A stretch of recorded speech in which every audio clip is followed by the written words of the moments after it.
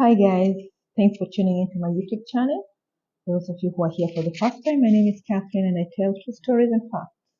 Today I'm going to talk about some words from the doctor's mouth about medical mishaps that they make. You know, when somebody goes to a doctor, they feel like they're in very safe hands, but that is not the case. A doctor is just like a human being who can make an error. And because people look at doctors as people who cannot make mistakes, most of the doctors cover up the errors for the sake of ethics so that people have some confidence in them because man is to error. And if they keep owning up like, oh, I've done this, who will go to that hospital? Nobody. But there are very big errors that if they happen oftenly, then the doctor needs to be removed from the profession. So these are some of the errors, most common errors, and they fall under ordering stage, dispensing stage, administering stage, and monitoring stage. You know, some orders are wrong. Wrong medication is ordered and then given to the client. Sometimes you might be sent to the chemist in the same hospital with some prescription. And then when you reach there, the chemist tells you that they don't have that prescription, but they had ordered something similar to that. When you hear such a statement, don't take it unless you get instructions from the doctor. I had gone to a hospital one time and the doctor prescribed some medication to me that was not in the pharmacy. When I went to the pharmacy, she wrote a note to me and told me, go back to the doctor, he writes a prescription for you, a different one. When I go to the back to the doctor, he's giving me you know, crazy prescriptions that I felt are not even connected to what I'm suffering from. First of all, why they give wrong prescriptions to start with is because doctors also do guesswork. They are not sure of what you're suffering from. And so if you mention a history of some illnesses that you used to have, they will jump on that and rely on that area because they don't want to think. I don't know whether it's because they're too busy or they just don't want to make the effort of doing a research on this kind of illness. And sometimes it's because maybe it doesn't cost a lot of money, so it's not going to earn them a lot. So they will just jump should you mention anything that you used to suffer from. So for the patients, the best thing, don't tell them anything. Let them check you and find. You can just tell the symptoms, but don't tell them, I used to suffer from this and this. Otherwise, they will jump on that and they will just concentrate on that and they will give you a prescription for that, which will not make any difference. And then more other errors are like lab testing results. And this normally comes from administration and even in the labs themselves. Administration might mix the tubes that they're giving to people, and then you're given the wrong results of somebody else. Like some people, when they're drawing blood from your hand, from your whatever, wrist or whatever, they take long before they start putting the labels of the names like they do about two people or three people, then they start putting the labels. That's very dangerous. How will you remember that this label was for this person, even if you think you're arranging them in order? A mistake can happen at any time. You never know. get mixed up. So people get wrong HIV results, wrong hepatitis results, and then they have to go for unnecessary repeating of the tests or go to other hospitals and pay again just to find out that it was a mistake on the other end. And some doctors just don't want to go and test people. They just look and decide, oh, this is chickenpox.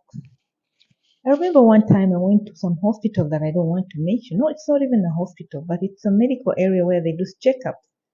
And the weather in that country is very hot, and so sometimes you just have a breakout.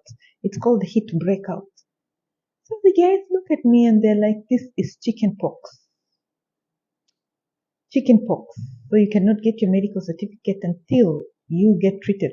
Now I'm wondering, chickenpox, and I'm not isolated. I actually laughed because I knew it's not.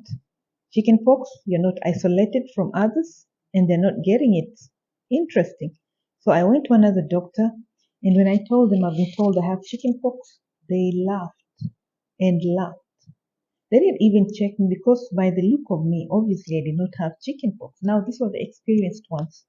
They only laughed and they just gave me a negative result to take back to the other doctors to proceed with the other thing and told me just avoid heat and that's it.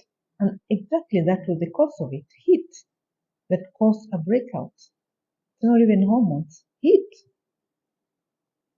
And then other mistakes, like some doctors have actually removed wrong organs from people because they mix up the files.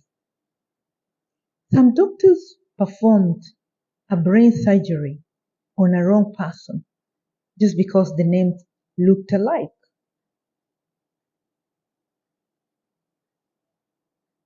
The person could not explain, or probably they thought this is the reason he needs a brain surgery because he's trying to argue with them or something like that. Patients don't argue and they put him on anesthesia. The guy woke up with a new problem. He was not supposed to have a brain surgery. He was supposed to be treated for some other ailment, migraine. Another thing is they do, they do tests on wrong patients, or they give medication to the wrong patients because of the administration errors. Again, like those things that the nurses carry and put on the bed. Things can happen in between emergencies or something like that, and then put on the wrong table or never complete the prescription, things like that. And then wrong diagnosis leading to death. You see something that looks like something, and instead of testing it, you decide, oh, this is cancer.